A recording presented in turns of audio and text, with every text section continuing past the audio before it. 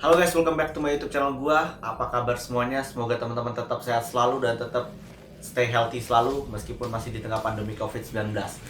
Nah, tentu video kali ini di YouTube gue ini cukup spesial teman-teman, cukup ya eksklusif ya karena hari ini tepatnya kita masuki race weekend, bukan race weekend F1.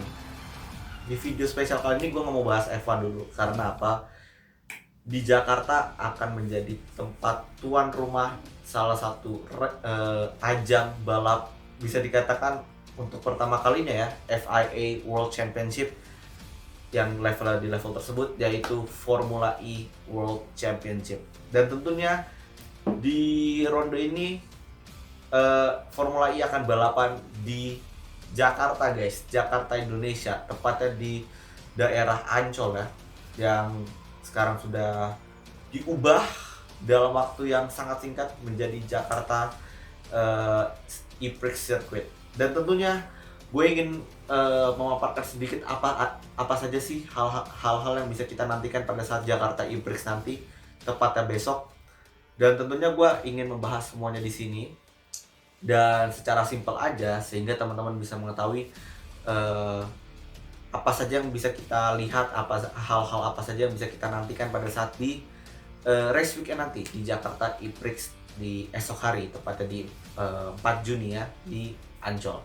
Sebelumnya jangan lupa guys, tetap like, comment, subscribe channel gua karena like, comment, subscribe dari kalian sangat membantu gua dalam mengembangkan channel gua selanjutnya. Oke.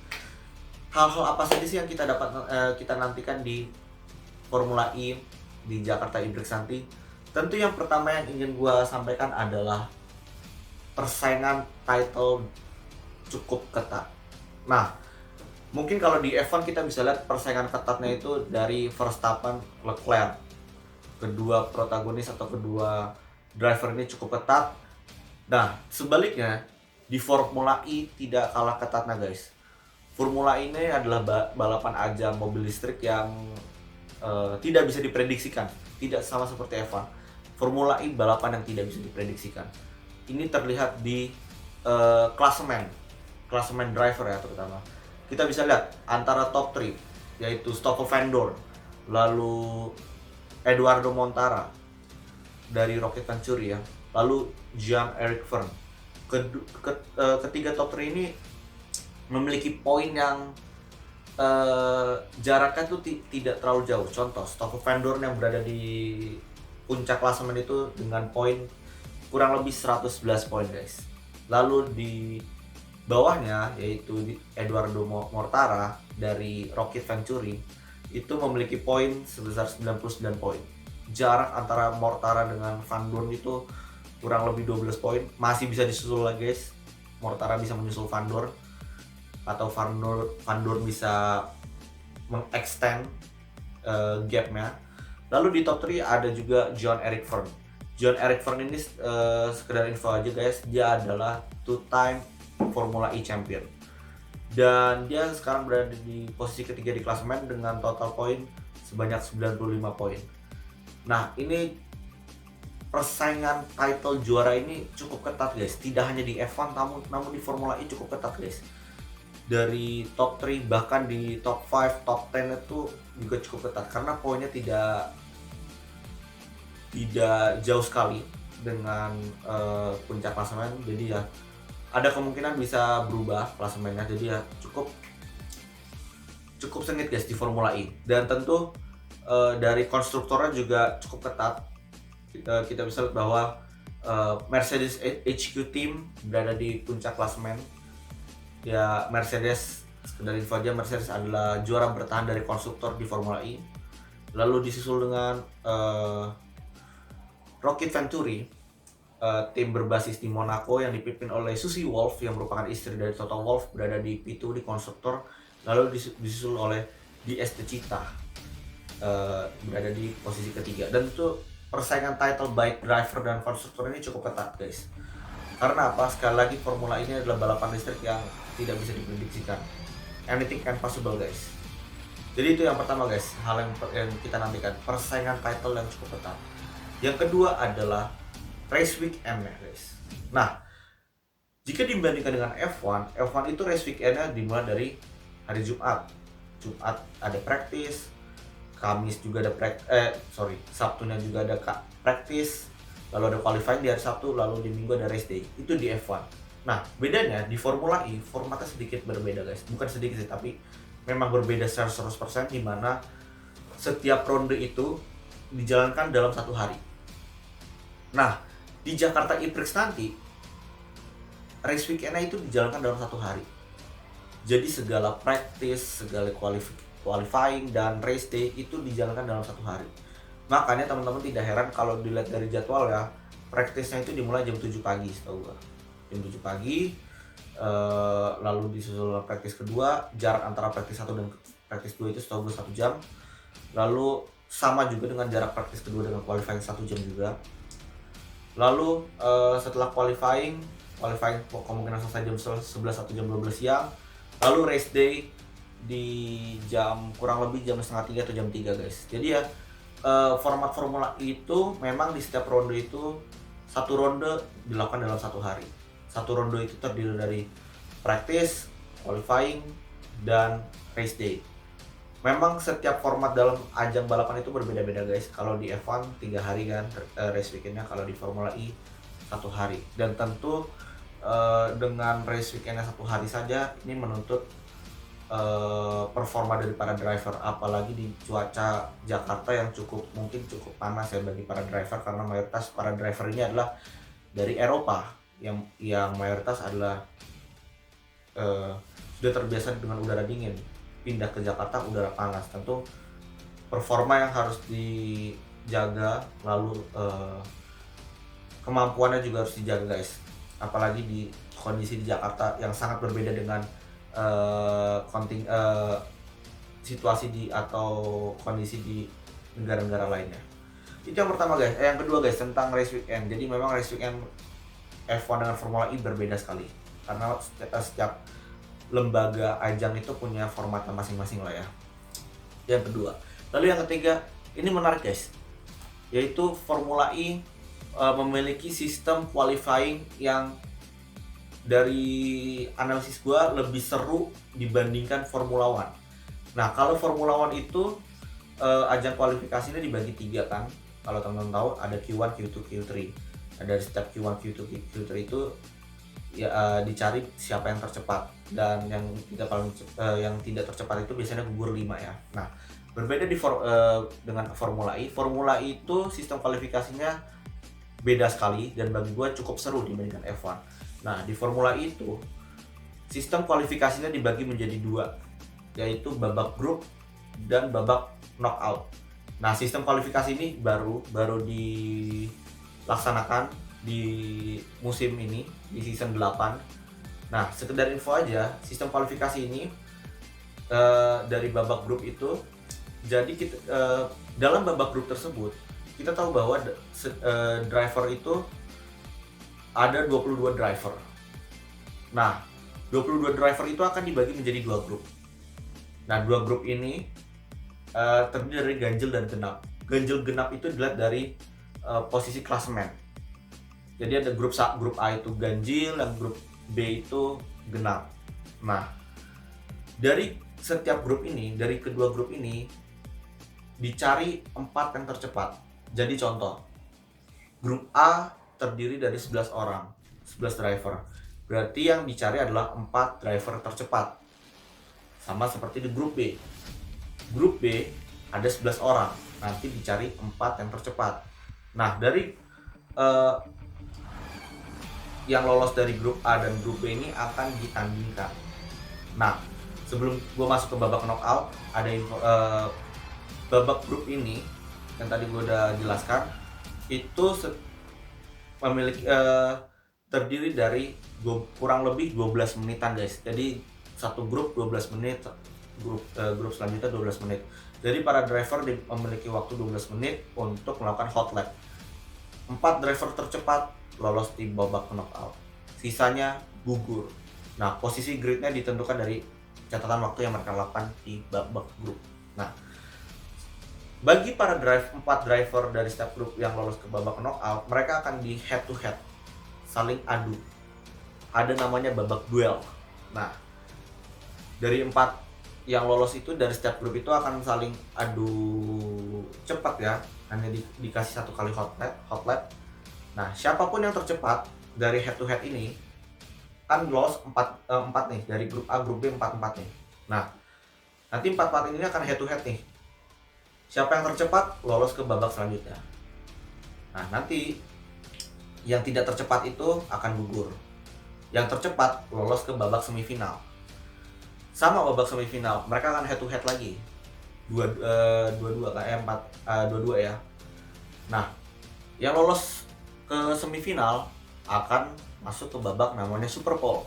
Super Pole itu adalah babak untuk menentukan pole position. Yang babak ini terdiri dari 2 driver yang tersisa. 2 driver tercepat yang tersisa. Nah, 2 driver ini akan diberi kesempatan 1 kali hot lap untuk menentukan siapakah yang mendapatkan pole position. Babak terakhir tersebut disebut namanya babak Super Pole. Nah, siapa yang mendapatkan pole position itu juga mendapatkan poin untuk di klasemen, baik driver maupun konstruktornya. Jadi menurut gua sistem qualifying ini cukup bagus ya. Gua akui cukup bagus dan cukup seru dibandingkan dengan F1. Ini dari pandangan gua pribadi ya. Itu yang ketiga guys, mengenai sistem qualifying yang dan beda sekali formatnya dengan Formula One. Lalu yang keempat adalah overtaking yang mudah. Sekali lagi guys, ini adalah balapan mobil listrik yang sangat seru dan tidak bisa diprediksi. Jadi balapan ini juga sangat mudah di overtaking. Karena apa? Nah, kalau di F1 kita mengenal namanya sistem DRS, Drag Reduction System, untuk mempermudah overtake dan memberikan kecepatan sedikit kepada para driver. Nah, di Formula E juga ada guys, dengan istilah attack mode. Attack mode adalah semacam booster. Setiap driver diberikan booster untuk melakukan overtake. Jadi ibaratnya diberi tenaga lebih untuk melakukan overtake. Dan tentu untuk mengaktifkan attack boost ini, itu para driver harus melewati jalur attack mode atau yang kita kenal sebagai attack zone, di mana para driver agak sedikit melambat untuk mengaktifkan attack mode. Nah, attack mode itu dapat diaktifkan di zona tertentu seperti yang gue udah singgung. Dan setahu gue, para driver itu mendapatkan 2 kali attack mode di satu race. Jadi 2 kali attack mode ini setahu gue 2 kali ya guys ya. Attack mode ini dapat dimanfaatkan oleh para driver untuk melakukan overtaking dengan musuh dari drivernya. Dan sekali attack mode dinyalakan itu berdurasi 3 menit. Jadi ya bagi gua waktu tersebut cukup ya untuk melakukan overtaking. Dan tentu para driver dan para tim harus memiliki strategi kapan melakukan attack mode, kapan tidak mengaktifkan attack mode. Karena apa? Jika nanti pada saat sesi full course yellow atau safety car, di mana pada saat itu attack mode juga dinyalakan, ya percuma aja, nggak bakal bisa digunakan gitu loh. Jadi ya tentu penggunaan attack mode ini juga harus dipikirkan secara matang oleh tim dan para driver. Nah, tentu para driver dan tim itu tidak hanya mengandalkan attack mode aja guys, tetapi mereka mengandalkan namanya fan boost. Nah ini pertanyaan ini cukup banyak ya ke gua ya, pada DM ke gua, dan mungkin para netizen juga bertanya apa itu fan boost. Nah, fan boost itu adalah tambahan energi yang diberikan kepada para driver. Nah, tambahan energi ini diberikan jika para driver itu di voting oleh netizen, voting terbanyak oleh netizen gitu loh. Jadi netizen diberikan kesempatan untuk memvoting para driver agar para driver mendapatkan fan boost. Nah, setahu gua hanya 5 atau 4 driver yang votingnya terbanyak akan mendapatkan fan boost. Nah, pertanyaannya, apakah fan boost itu cukup vital dalam melakukan overtaking? Cukup vital guys, apalagi di lap-lap terakhir. Nah, Fanboost ini memang tidak boosternya, tambahan kecepatannya tidak semaksimal dengan attack mode ya, tapi cukup membantu para driver untuk melakukan overtaking. Nah, salah satunya contoh Stoffel Vandoorne di Monaco kemarin dengan memanfaatkan fanboost kemarin, dia berhasil di posisi 1. Lalu Nick de Vries selalu mendapatkan fanboost, itu sangat bermanfaat bagi dia untuk melakukan overtaking di lap-lap terakhir. Jadi ya, jangan lupa guys, tetap voting para driver kesukaan kalian agar mendapatkan fanboost, karena fanboost itu sangat berarti bagi mereka. Makanya wajar jika para driver lewat Instagram masing-masing atau lewat Instagram tim dalam tanda kutip mempromosikan mereka, mempromosikan dirinya untuk memvote agar mengajak netizen untuk memvote dirinya sendiri agar gue dapat fanboost. Simpelnya seperti itu. Jadi ya, teman-teman kalau ada kesempatan untuk mengisi fanboost, isi aja guys, voting para driver kesukaan kalian. Karena tentu ada banyak driver nih, ada 22 driver nih. Teman-teman bisa voting agar driver kesukaan kalian bisa mendapatkan fanboost. Nah, itu yang pertama guys, mengenai hal-hal yang dinantikan, yaitu overtaking yang mudah. Yang terakhir, gue ingin berbicara mengenai layout dari Jakarta E-Prix, yaitu Jakarta E-Prix Street Circuit. Sirkuit ini gue cukup salut ya guys, baik dengan pemerintah, baik dengan penyelenggara, yang panitianya dan lain sebagainya. Karena apa? Sirkuit ini jadi dalam waktu sangat-sangat singkat guys, dan jadinya itu bener-bener bagi gue ya, dengan waktu yang sangat sempit ini jadinya tuh luar biasa, menghadirkan sirkuit yang bagus. Dan seperti yang dikatakan oleh di vlognya Rivato dan Ananda Nicola, ini kemungkinan bisa masuk ke FIA track di grade 3 atau grade 2. Ini cukup bagus guys, di waktu yang terbatas menghasilkan sirkuit yang luar biasa. Dan tentu sirkuit ini menarik guys, karena apa? Sirkuit ini memiliki panjang kurang lebih 2,37 km. Ya memang bisa dikatakan ini sirkuit yang memiliki panjang yang pendek ya. Jangan dibandingkan dengan F1 guys. Memang di Formula E itu mayoritas sirkuitnya itu kurang lebih 2-3 km guys. Dan mayoritas juga street circuit. Dan di Jakarta Street Circuit ini memiliki tikungan kurang lebih 18 turn. Dan kalau gue lihat nih guys, dari sirkuit ini sirkuit yang cukup lengkap guys. Karena apa? Yang pertama ada hairpin yang bisa membantu overtaking. Yang kedua ada low speed corner, lalu ada medium speed corner sampai high speed corner, yang tentu bisa membantu para driver untuk melakukan overtaking. Dengan balapan yang balapan yang di track yang memiliki panjang 2,37 km ini, bagi gue ini akan menjadi balapan yang menarik. Karena apa? Yaitu lagi, karakteristik sirkuitnya cukup bagus. Ada hairpin, medium sampai high speed corner, lalu ada fast chicane juga. Jadi ya cukup bagus, dan ini bakal jadi race yang menarik guys. Dan tentu menjadi tantangan bagi para driver. Karena apa? Yang pertama, para driver tentu harus beradaptasi di sirkuit yang baru. Karena beradaptasi itu tidak mudah guys, apalagi di sirkuit yang baru. Tidak hanya beradaptasi atas karakter sirkuit aja, namun beradaptasi di cuaca juga guys. Cuaca Jakarta cukup panas, dan memang rumornya pada saat race weekend nanti, terutama di ajang balapan ya, race day-nya, berpotensi hujan. Nah, tentu hujan ini menjadi tantangan bagi para driver, apalagi di karakteristik sirkuit yang cukup menarik. Jadi ya,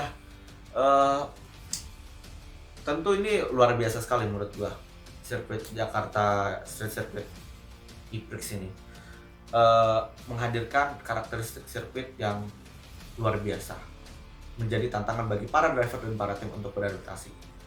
Tentu para driver dan para tim akan memikirkan juga strategi mereka, dari strategi pemakaian baterai listrik. Sekali lagi, ini balap mobil listrik ya guys ya, bukan balap mobil bahan bakar, balap mobil listrik. Tentu mereka harus mempersiapkan strateginya juga dalam manajemen penggunaan listrik agar tidak cepat habis. Dan tentu kita juga harus bangga guys akan adanya Jakarta E-Prix. Ya jangan melihat ada kontroversinya ya guys ya, kontroversi A, B, C, D, E, F, G. Jangan lihat seperti itu ya, tapi dilihat dari bagaimana Formula E ini bisa dilaksanakan. Tentu ini menjadi kebanggaan guys. Bagi gue ini kebanggaan, bagi Jakarta dan bagi Indonesia juga. Karena apa? Untuk pertama kalinya guys, Indonesia mengadakan balapan selevel FIA World Championship.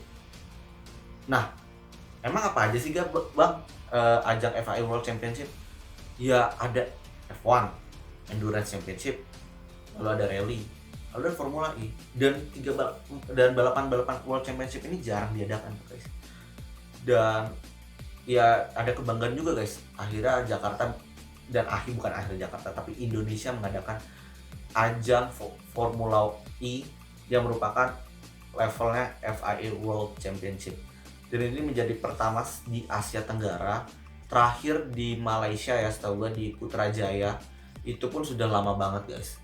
Akhirnya Indonesia mengadakan juga, dan tentu ini menjadi ajang yang cukup menarik dan menjadi perhatian bagi dunia guys. Karena sekali lagi ini levelnya World Championship, bukan Asia, bukan Eropa, bukan Indo-Pasifik, no. Tapi this is a World Championship gitu loh. Levelnya tuh bisa dikatakan sama kayak F1. F1 pun juga World Championship. Apalagi Formula E juga World Championship. Dan memang Formula E itu dijadikan World Championship baru tahun kemarin. Namun ya kita harus bangga guys, karena akhirnya ada ajang FIA World Championship di Indonesia. Dan tentu ini menjadi ajang motorsport yang luar biasa bagi Indonesia.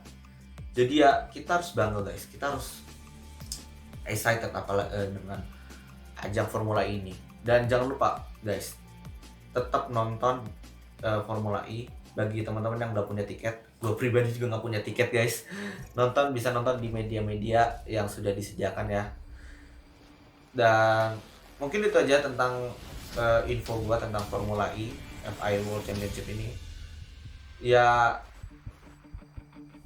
ini akan menjadi race pertama dan race yang paling seru karena banyak sekali challengingnya dan karakteristik sirkuit yang luar biasa. Jadi ya jangan lupa guys, nonton race weekendnya di hari Sabtu, mulainya dari pagi, setahu gue dari jam 7 pagi, dari practice 1, lalu ada practice 2, ada qualifying, lalu race day di jam 3 siang. Oke, itu aja video gue mengenai info mengenai FIA Formula E World Championship. Jangan lupa tetap like, comment, subscribe channel gue, karena like, comment, subscribe dari kalian saat bantu gue dan mengembangkan channel gue selanjutnya. Oke, see you in the next video and goodbye, vamos.